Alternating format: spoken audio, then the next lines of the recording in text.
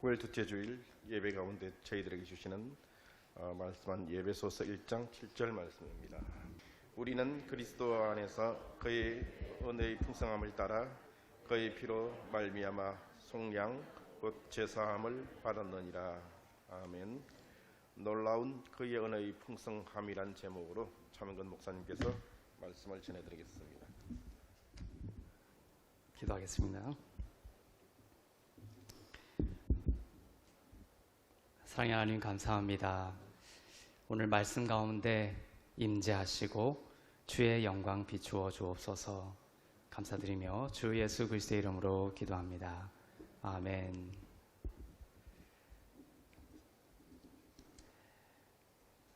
예수님은 유대인들을 향하여 말씀하셨습니다.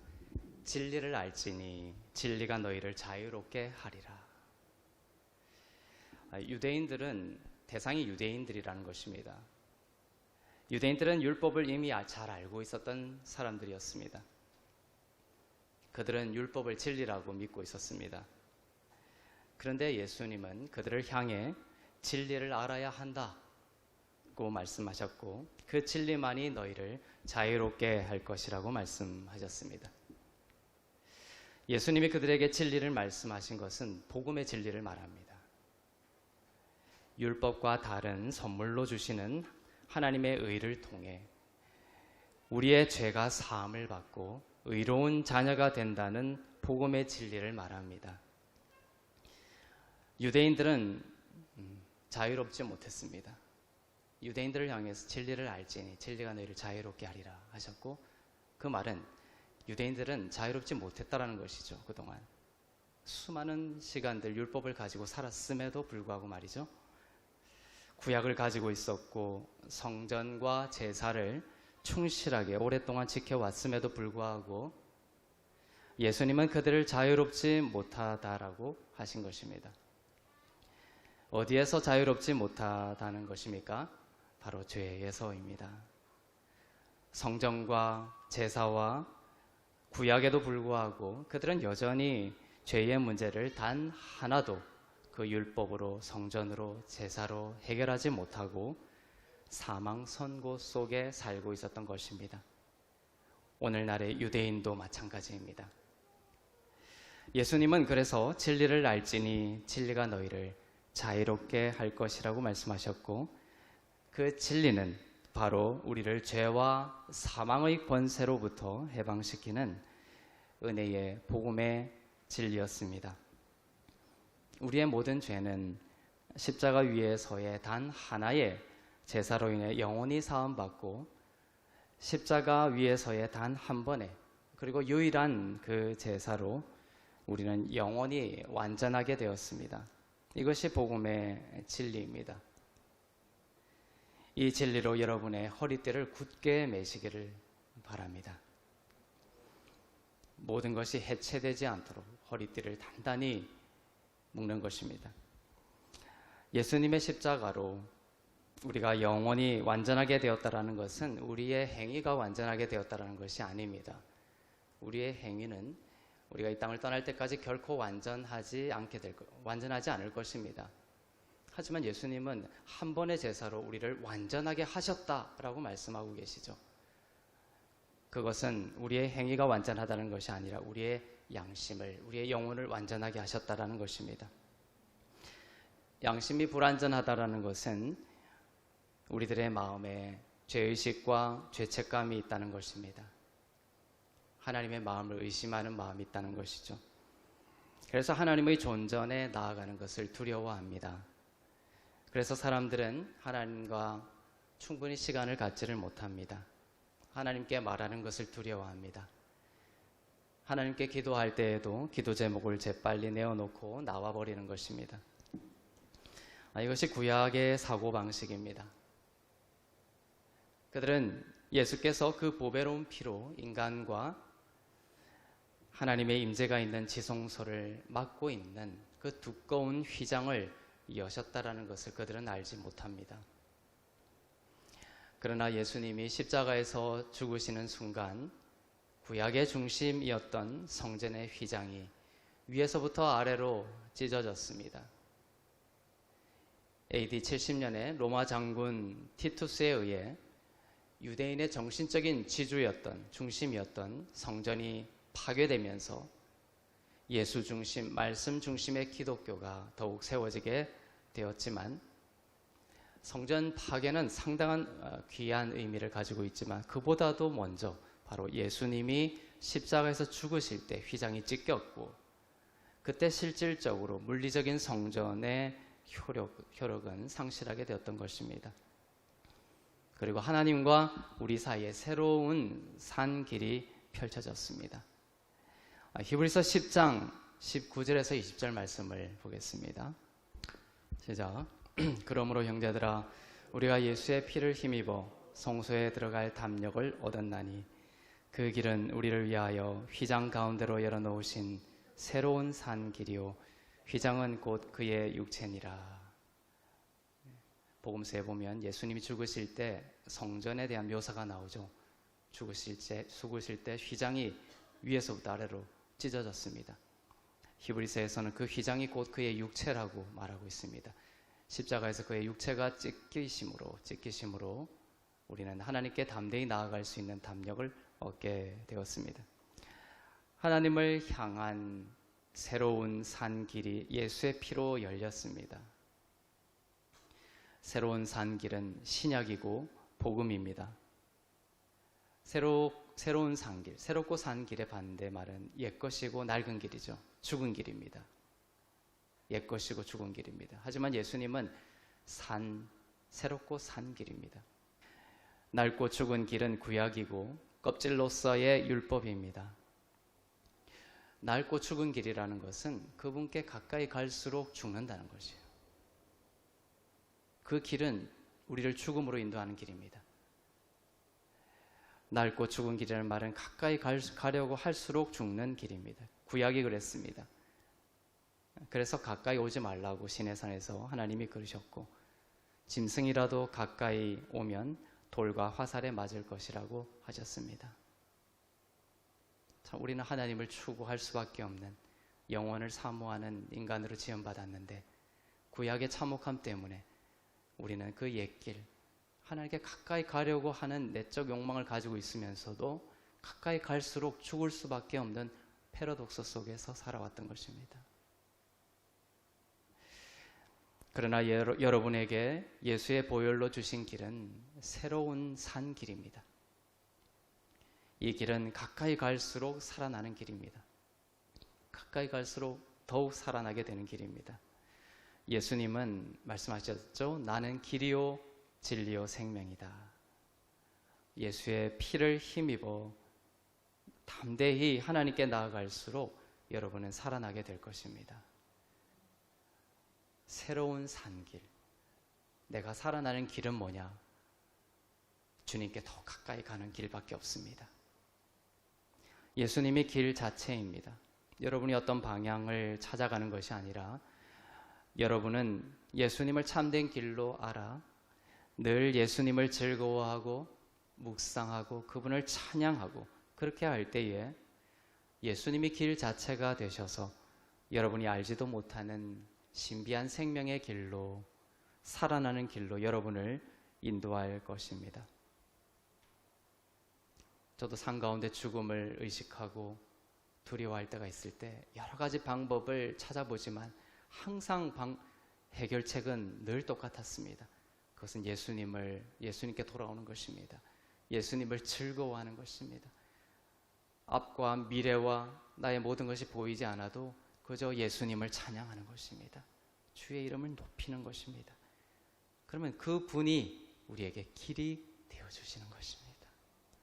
다른 예수님을 찬양하면 다른 데서 길이 나오는 것이 아니라 예수님이 여러분의 길 자체가 되어주시는 것입니다. 미래의 길을 알지 못한다고 근심하거나 염려하지 마십시오. 예수님이 여러분의 길입니다. 오늘 여러분이 집중하고 힘을 쏟아야 하는 것은 바로 길이신 예수님과 시간을 보내고 즐거워하는 것임을 잊지 마시기를 바랍니다. 그분을 가까이 하십시오. 여러분은 혼자가 아닙니다. 여러분은 천국과 연결이 되어 있습니다. 여러분이 적들에게 마치 포위되어 있는 것 같이 느껴질 때 기도하여 하나님께 요청할 수 있습니다. 기도하여 원수가 있는 적진에 하나님의 공격을 요청할 수 있습니다. 여러분은 지금 하나님의 보좌와 연결되어 있는 자들입니다. 기도가 포문을 여는 것입니다. 기도하는 자는 결코 실패하지 않습니다. 다음에 설교하겠지만 월이라는 계시록과 구약의 모든 것이 이제 영적 전쟁이 있는데 그 포문을 여는 가장 기초가 이 prayer입니다. 기도입니다. 기도가 세상이 아무리 무너져도 기도하는 자가 있는 한 소망은 있습니다. 여러분은 하나님의 보좌와 연결이 되어 있고 여러분이 기도하는 것은 그 연결된 선을 지키는 것이며 여러분이 기도할 때 하나님께 속한 모든 능력과 지혜와 공급하심이 이 땅 가운데 여러분의 가정 가운데 삶 가운데 흘러오게 될 것입니다. 바르게 믿는 것이 중요합니다. 우리에겐 믿음이 중요한데 그 믿음에서도 바르게 믿는 것이 중요합니다. 많은 사람들이 믿는다고 하죠. 그렇지만 바르게 믿는 것은 참으로 쉬운 것은 아닙니다. 바르게 믿지 않으면 그곳이 바로 마귀의 공격에 취약한 곳이 됩니다.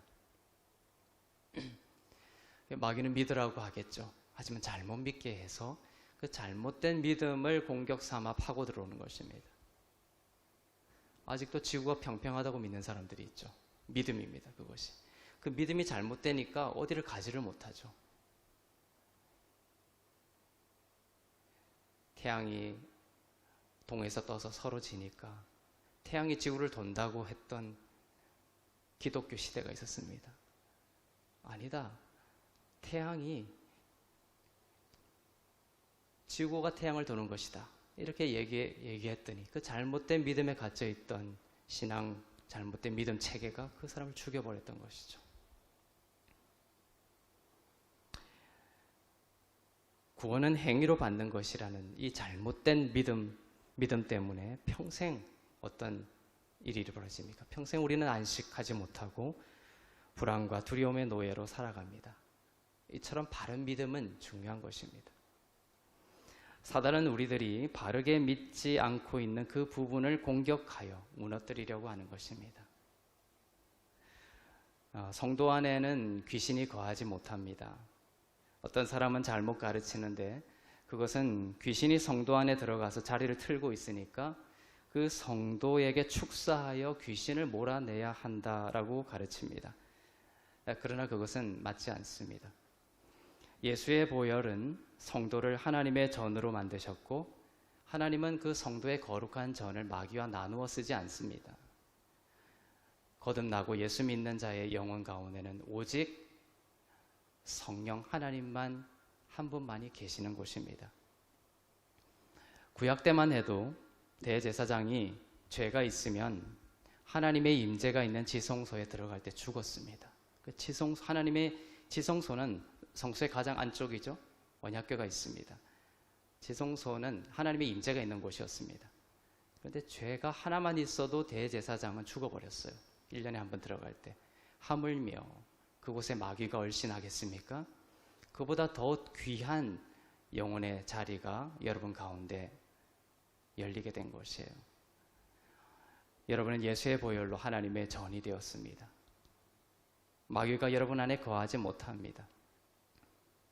마귀가 내 안에 자리를 틀고 우리 안에 자리를 틀고 거하지는 못하지만 어떻게 공격하느냐? 우리를 외부로부터 잘못된 생각과 잘못된 믿음, 그것을 가지게 함으로 그 연약한 부분에 공격해 들어오는 것이에요. 그래서 우리는 믿음의 방패가 필요합니다. 바른 믿음의 방패가 필요합니다. 저는 어린 시절에 교회에서 줄곧 중고등부 회장을 하면서 많은 활동을 하였습니다. 정말 신앙 좋은 학생이었죠. 그렇게 보였습니다. 어릴 때지만 사람의 이 영이라는 것은 아무리 어려도 죄사함의 복음을 내면으로부터 원하고 있습니다. 죄의식과 이 죄책감으로 가지고 태어나는 거예요. 그래서 이 죄사함의 복음을 끊임없이 아무리 어린 아이들도 그 복음의 세례를 필요로 하고 영적으로 요청하고 있는 것이에요. 그러나 저는 그러한 활발한 활동에도 불구하고 그 시절 제 영혼이 두려웠던 이유는 복음의 선포가 거의 없었고, 그나마 한 번씩 선포되는 복음도 구원을 나의 잘못된 행위로 잃어버릴 수 있다라고 하는 내용이었습니다. 나는 잘못된 행위를 하거나 잘못된 생각이 들 때마다 그 죄를 하나님께 고백하느라 정신없는 시절을 보냈고, 하나님께 그 죄를 고백하고 난 뒤에 또 다른 죄가 밀려오고 생각이 나서 끝없이 파도처럼 밀려오는 그 생각 때문에 평화는 내 영혼의 뿌리를 내리지 못하고 두려웠고 허무했고, 하나님은 나와는 늘 먼 곳에 계신 분이었습니다. 구원의 소망의 투구를 제대로 쓰지 못했던 것입니다. 사단은 구원에 대한 확신에 찬 기대를 흔드는 것으로 나를 괴롭게 하였습니다. 어떻게 보면 이런 경험이 장차 나로 하여금 참된 복음을 깊이 발견하게 하는 토양이 되었던 것도 사실이겠죠. 미국에서 유학을 할 때도 기억이 납니다. 한 번은 출석하던 교회에서 저명한 신학대학, 너무나 한국 사회에 유명한 신학대학 교수를 초대하여 강연을 했는데, 가지고 나온 관점은 새 바울 관점이라는 것이었습니다. 그것이 진리가 아닌 관점이라는 것을 알고 있었지만 내내 듣고서 집에 돌아와 이유 모를 두통에 시달렸습니다. 배까지 아팠습니다. 그러나 문득 그 두통의 원인이 그 강연에서 만진 잘못된 믿음 때문이라는 것을 알게 되었습니다. 나의 잘못된 행위로 구원을 잃어버릴 수 있다는 그 강연의 내용에 계속 노출이 되면서 제 머리에 쓰고 있던 구원의 소망의 투구가 벗겨진 것을 알게 되었습니다. 마치 민수기 19장에서 시체를 만진 자마다 부정하다 이렇게 했습니다. 그 시체가 뭡니까? 옛 낡고 죽은 길이라는 것이에요. 구약인 것입니다. 그 시체를 만진 자마다 부정하게 된다고 했습니다. 죄를 깨끗하게 하기 위하여 민수기 19장에서는 불사른 재를 흐르는 물에 담아 뿌려야 했습니다. 그렇게 정결하게 했던 것이에요. 그것은 하나의 그림자였죠. 그것이 오늘날에 무엇을 이야기합니까? 계속 우리는 잘못된 생각과 잘못된 선포, 잘못된 가르침에 노출이 되면서 시체를 만지는 거예요. 그럼 우리의 생각과 영혼이 부정하게 됩니다. 죽음의 길로 가게 되는 것이에요. 그때 예수의 죽음을 상징하는 불사른 재를 흐르는 물에 담아서 뿌려야 하는 것입니다. 구원이 취소될 수 있다라는 교리는 시체였고, 그것을 듣고 들었던 것은 제가 시체를 만진 것이었습니다. 불사른 재를 흐르는 물에 담아 뿌려야 했습니다. 즉 예수 그리스도의 참된 진리의 말씀을 믿음으로 다시 회복해야 했습니다. 저는 다시 구원의 소망의 투구를 썼습니다. 예수의 보혈로 나는 영원한 죄사함을 받았고 의로운 자가 되었으며 이 구원은 영원하고 결코 잃어버리지 않음을 믿습니다 라고 고백하면서 다시 구원의 소망의 투구를 다시 썼습니다. 그러자 두통은 사라지고 배가 아픈 것도 사라졌습니다. 성경은 인간의 영적인 근원의 문제까지도 다룹니다. 죄사함과 의롭게 하심이라는 진리에 대한 믿음이 알든 모르든 인간의 모든 영역에 영향을 주고 있다는 것을 성경은 말씀하고 있습니다. 복음은 매주일 강단에서 선포되어야 합니다. 예수의 피로 우리의 모든 죄가 죽음에서 건져졌다. 죄사함과 이 의롭게 하심의 복음이 매주 우리의 영혼에 세례와 같이 뿌려져야 하는 것입니다. 에베소서 1장 7절 말씀을 우리 보겠습니다.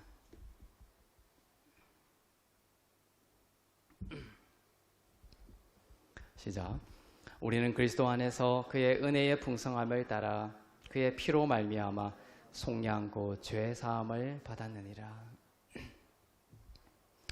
에베소서 1장 그리고 2장은 그리스도인들이 받은 영적인 부유함, 또 그 영적인 부유함에서 나오는 모든 부유함에 대한 기록이라고 했습니다. 얼마나 풍성한 죄 사함을 받았습니까? 죄 사함을 받은 기준이 인간의 어떠함이라고 되어 있지 않고 그리스도의 은혜의 풍성함을 따라 죄 사함을 받았다라고 선포하고 있습니다. 여러분이 고백하는 회개의 정도를 따라라고 하지 않습니다. 여러분이 알고 있는 여러분의 그 죄의 수준을 따라라고 하고 있지 않습니다. 우리가 우리에게 대하여 알고 있는 그리고 느끼고 있는 그 죄에 대한 인식의 범위를 초월합니다.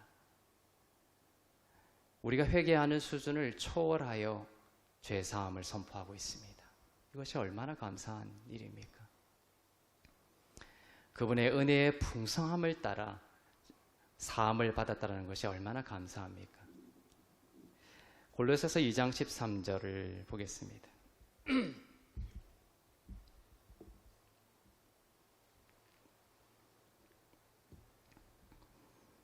시작. 또 범죄와 육체의 무할례로 죽었던 너희를 하나님이 그와 함께 살리시고 우리의 모든 죄를 사하시고 우리의 모든 죄를 사하시고 우리의 일부 죄를 사하신 것이 아닙니다. 모든 죄를 사하셨습니다. 그럼 내일 지을 죄는 어떻게 하셨습니까? 내일 죄 짓겠죠, 당연히. 우리는 모레도 내년에도 반드시 우리는 그러한 연약함을 가지고 살고 있습니다. 근데 예수님이 이렇게 우리의 모든 죄를 사하셨다라고 할 때는 그 내일 지을 죄까지도 다 이미 사하신 것입니다. 여러분의 존재 자체가 죄와 상관없는 자가 된 것입니다.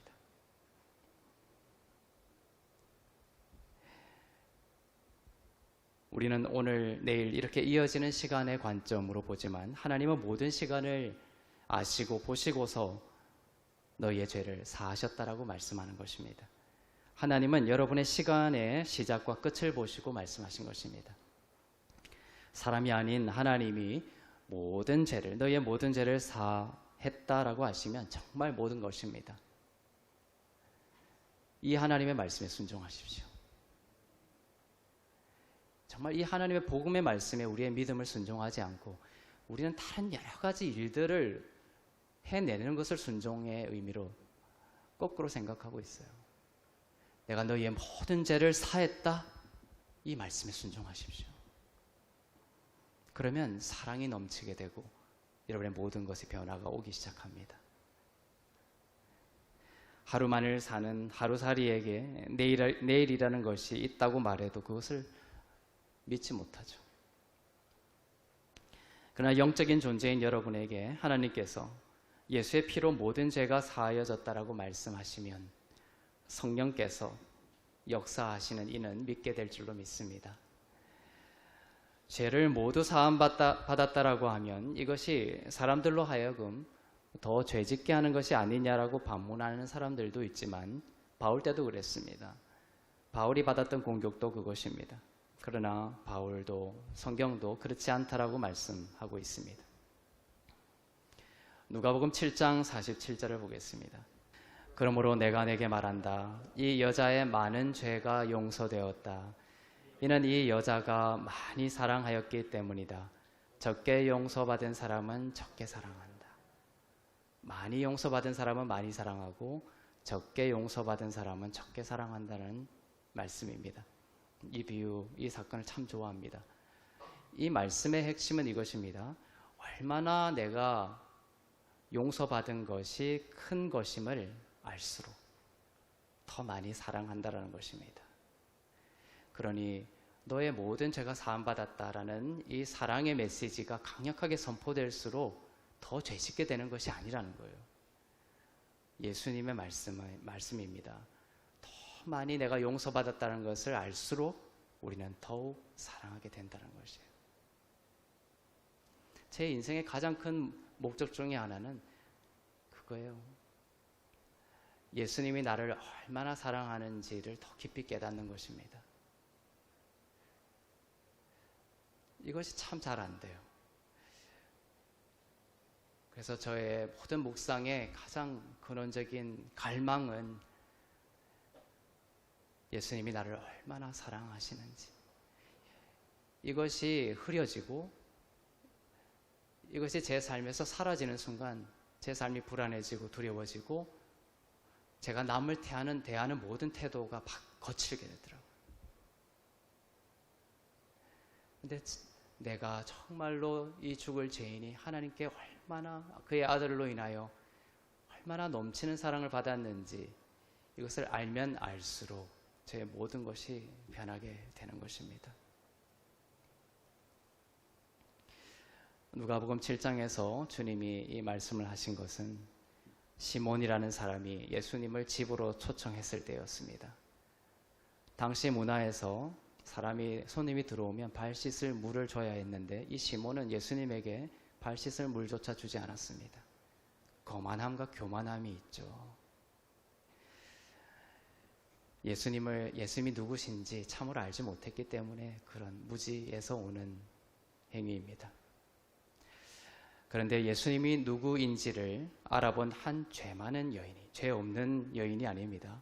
죄 많은 여인이 향유를 가지고 와서 눈물로 예수님의 발을 머리털로 씻고 그 발에 입을 맞추고 향유를 부었습니다. 이 행위를 통해서 우리는 무엇을 느낍니까? 이 죄 많은 여인이 얼마나 예수님을 사랑하는지를 느낍니다. 세상 모든 사람들이 이 여인에게 돌을 던졌습니다. 여인은 갈 곳이 없습니다. 친구도 없습니다. 가족도 없습니다. 이런 추석이라는 명절이 와도 이 여인을 돌보고 이 여인에게 연락하는 사람은 아무도 없었을 것입니다. 모든 사람이 죄인이라고 손가락질하는 이 여인이 왜 예수님에게 이 향유를 깨뜨리고 눈물로 머리털로 예수님의 발을 씻겼을까요? 그것은 예수님이 이 여인의 모든 죄를 용서하시는 분이라는 것을 알았기 때문에 그렇습니다. 얼마나 이 여인이 죄인인가를 알았기 때문이 아니라 자기가 이 참혹한 죄에도 불구하고 이 예수님을 통해서 내가 받은 죄 사함이 용서가 얼마나 큰 것인지를 이 여인은 알았기 때문이죠. 이 시몬은 죄 많은 여인을 비난했고 예수가 이 죄인인 여인과 접촉하는 것을 가까이 했다라고 예수님을 비난했습니다. 그러자 예수님이 비유 하나를 드십니다. 빚을 진 두 사람이 있었다. 한 사람은 500데나리온을 빚졌고 한 사람은 50데나리온을 빚졌습니다. 그런데 이 두 사람이 어떻게 되냐? 이 빚이 그들이 갚을 수 없는 빚이라고 표현하고 있어요. 갚을 수 없는 빚입니다. 500, 데나리온은 일반 노동자의 하루 품삯입니다. 500데나리온이면 500일의 품삯에 해당하죠. 이거 뭘 갚지 못하냐 이렇게 접근하라는 것이 아니라 이 사람에게 있어서는 이것이 갚을 수 없는 빚이다 이렇게 표현하고 있습니다. 우리에게도 갚을 수 없는 빚이 있었죠. 아무도. 이들이 갚기에 불가능한 빚이었습니다. 그런데 채권자가 이 두 사람의 빚을 다 탕감해 줍니다. 자, 이 말씀을 하시고 주님이 시몬에게 묻습니다. 이 두 사람 중, 탕감받은 이 두 사람 중에 누가 더 이 채권자를 고맙게 생각할 것이냐? 시몬이 대답하죠. 더 많은 돈을 면제받은 사람입니다. 500데나리온을 탕감받은 사람이 더 고맙게 생각할 것입니다. 이렇게 대답합니다. 예수님은 그 말이 맞다라고 하시면서 이렇게 말씀하신 것입니다. 더 많이 탕감받은 자가, 더 많이 탕감받은 것을 아는 자가 더 많이 사랑한다. 더 많이 용서받았다라는 것을 아는 자가 더 많이 사랑하고 용서한다. 저도 아내에 대한 사랑이 샘솟을 때는 아내가 잘났기 때문이 아닙니다. 내가 하나님께 얼마나 큰 사랑을 받은 자인지를 예수님이 나의 얼마나 큰 죄를 용서해 주셨는지, 그것을 내가 깨달을 때 아내에 대한 사랑이 넘치게 되더라고요. 문제가 아니라, 타인의 문제가 아니라 하나님과 나와의 문제가 근본적인 문제라는 것을, 해결책이라는 것을 잊지 마시기를 바랍니다. 이 문제를 해결하기 위하여 그 사람들을 다 해집고 다녀도 내 안에 참된 사랑은 싹트지 않습니다. 주님 앞에 앉아서 내가 얼마나 풍성한 죄를 사함받고 죄사함을 받고 이롭게 하심을 입었는지 그 사랑에 깊이 잠기게 되면 그 사랑이 여러분의 영혼을 잠식하고 차올라서 흘러가게 될 것입니다. 우리에게는 하나님을 향한 사랑, 그리고 사람들에 대한 사랑이 부족한 경우가 너무나 많습니다. 그럴 때 하나님의 말씀은 이것입니다. 너희가 받은 죄사함이 얼마나 큰 것인지를 더욱 깊이 묵상하여라. 하나님과의 관계든 사람과의 관계든 나와 그리스도의 근본적인 관계로 돌아가 거기서 다시 시작하는 것입니다. 그리고 예수님으로부터 받은 죄사함의 사랑이 얼마나 큰 것인지를 다시 바라보는 것입니다. 하나님은 우리가 주 안에서 행복하기를 원하십니다. 그런데 우리는 자연의 선물로도 행복을 느낄 수 있고, 자녀를 볼 때에도, 또 기도의 응답들에 대해서도 눈을 떠서 행복을 느낄 수가 있습니다. 어제 저녁에도 노을이 지는 숲을 바라보면서 1시간 가까이 서 있었는데, 아내가 들어오라고 막 안에서 그러는데도 안 들어가고 숲을 바라보면서 그 숲이 태양빛에 저무는 것과 함께 생기는 그 그늘과 빛의 바뀜과 그 새에 날아가는 것들을 바라보면서 주의 사랑을 많이 느꼈습니다. 그런데 노란 꾀꼬리 한 마리가 나타났습니다. 하나님 주신 선물 같았어요.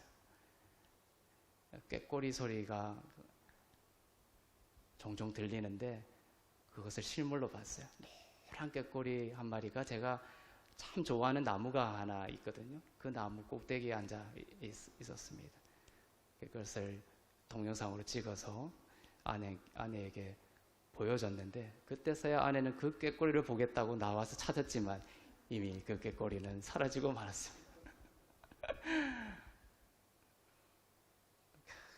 너무나 아름답더라고요.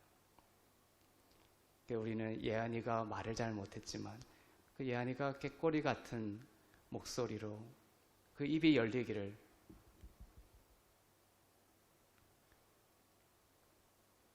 기도하고, 우리가 다 기도하지 않았습니까? 오늘도 예한이가 말이 많으니까 얼마나 행복한지 모르겠어요.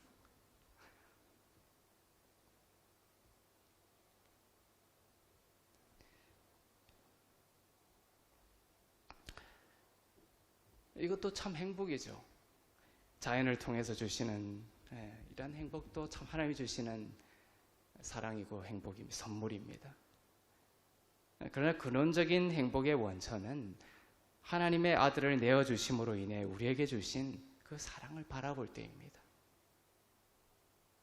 갚을 수 없는 빚, 즉 세상의 어떤 것으로도 탕감받을 수 없었던 나의 죄를 예수의 보배로운 피로 완전히 사하여 주시고, 또한 그 죄 사함의 너비와 깊이와 높이가 얼마나 위대한 것인지를, 그 죄 사함과 의롭게 하심을 더 깊이 깨닫고 믿을수록 우리는 주님의 사랑을 더 깊이 깨닫는 것이고, 그 결과는 더 깊이 하나님을 사랑하고 형제를 사랑하는 것이며 죄를 미워하게 되는 것입니다. 죄 짓지 말라라며 여러 제한적이고 심리적인 방법을 다 동원하여 보지만 가장 근원적이고 본질적인 마음의 변화를 이끌어내는 것은 바로 이 복음입니다. 이 복음은 뭐냐? 바로 더 많이 사함을 받았다는 것을 평생 깊이 더 깨달아는 것입니다. 여러분의 평생 영성의 방향은 뭐냐 하면, 내가 얼마나 더 주님은 모든 것을 사했는데 우리가 그것을 묵상하는 깊이는 제한적이에요. 그것을 하나님의 너비만큼 깊이만큼 넓히는 것입니다. 얼마나 내가 많은 죄를 탕감받았는지, 용서받았는지, 주의 변함없는 사랑을 받고 있는지. 오늘은 주님이 나를 사랑하는 것 같지만 또 내일 일어나면 그렇게 사랑하는 것 같지 않는 불안 속에 처해 있는 나의 영혼, 그것이 거짓이잖아요. 그것이 저는 너무나 아픈 거예요. 우리의 육신의 안에 있는 죄성입니다. 그것이 의심하고 두려워하고. 그때 다시 복음으로 돌아와서 주님이 우리를 향한 사랑은 너무나 변함없고 끝이 없다라는 주님의 풍성하신 은혜와 사랑 가운데 머물고 그것을 우리의 영혼을 넓게 만드는 것입니다. 율법과 인간으로 불가능하던 나의 모든 죄를 예수께서 사하시고 의로운 하나님의 사랑받는 자녀가 되게 하신 이 근본적인 경이로움, 묵상을 할 때 우리는 우리 삶에 주신 경이로움을 묵상하죠. 그 경이로움 중에 가장 근원적인 우리가 묵상해야 될 경이로움이 바로 불가능하던 내가 하나님의 자녀가 된 것, 모든 죄를 사함받고 자녀가 된 것입니다. 그것이 예수 믿을 때에는 그 깊이가 얕아요. 그것도 좋았죠. 하지만 시련이 오고 또 환난이 오고 삶의 어려움이 있고 실직을 하고 또 사람들이 나를 공격해서 상처받고 이러한 위기들을 든든하게 변함없이 그 모든 것을 훌훌 털고 주님을 따라갈 수 있는 비밀은 계속해서 그 얕은 데서 깊은 물가로 들어가는 것이에요. 어떻게? 바로 예수님의 나를 향한 그 깊은 죄사함과 의롭게 하심으로 보여주신 하나님의 외아들을 주심으로 우리에게 보여주신 그 사랑을 깊이 묵상하는 것입니다. 그 깊이가 깊어질수록 우리는 승리하는 삶을 살게 될 것입니다. 우리가 감옥에 있든 우리가 전쟁 가운데 있든 우리가 어떤 환난 가운데 있더라도 어떤 이 땅의 상실을 경험하고 트라우마에 있든지 이 근원적인 복음의 풍성하신 경이로움에 감사와 믿음의 눈이 밝아지게 되면 우리는 진정한 의미에서 그리스도를 닮은 변화가 일어나고 참된 행복을 누리게 되며 복음의 전달자로 살아가게 될 것입니다.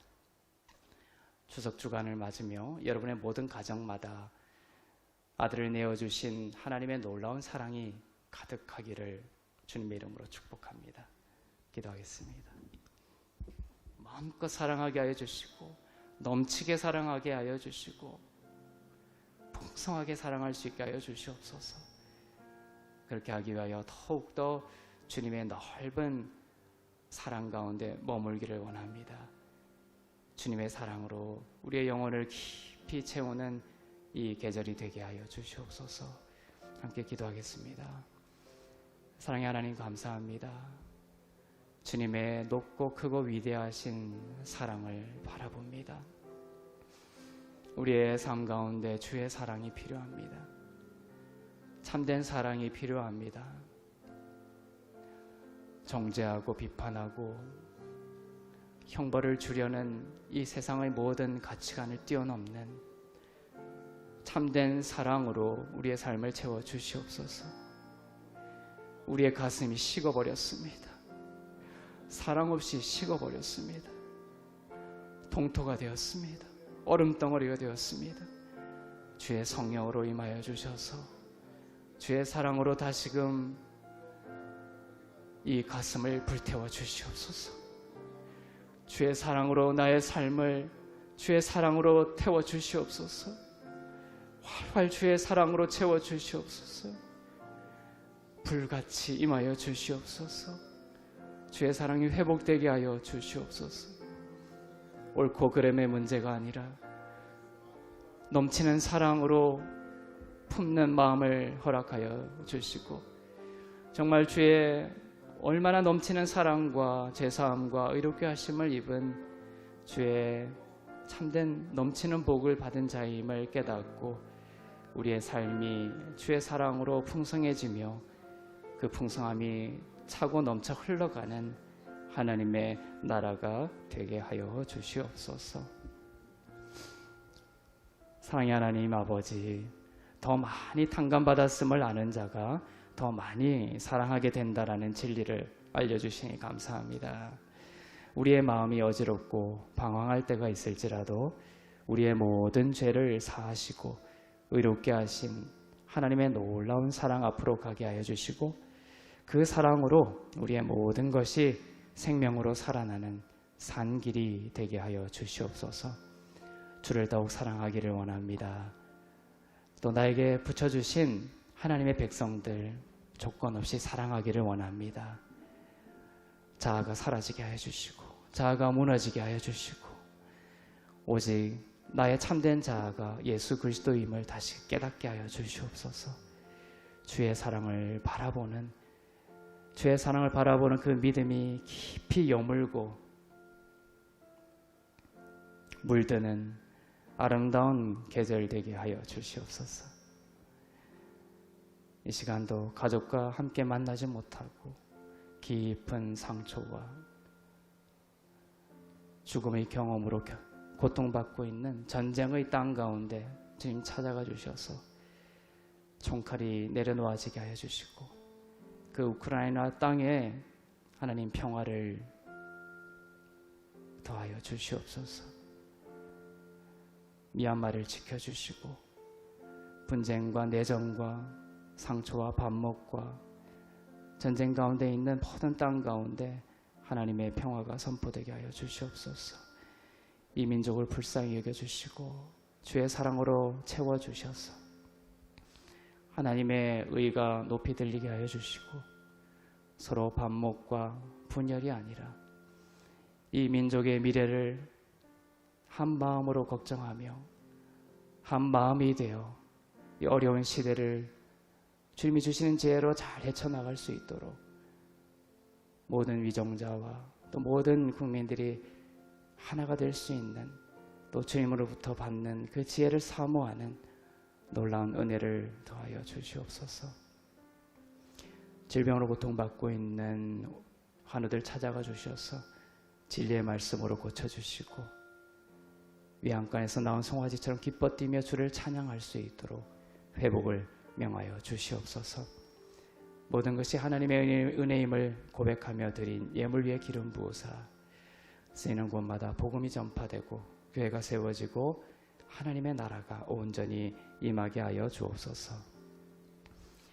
이제는 우리 주 예수 그리스도의 은혜와 하나님 아버지의 사랑과 성령님의 위로교통 새롭게 하심의 역사가 예수의 보혈로 받은 죄사함과 의롭게 하심의 복음 앞에 항상 머물며 그 사랑으로 주의 뜻 이뤄가기를 소망하는 주 안에서 의롭고 흠없고 거룩한 교회 위에 선교사님들 위에 나라와 민족들 위에 이제부터 영원토록 충만하시기를 간절히 축원하옵나이다. 아멘.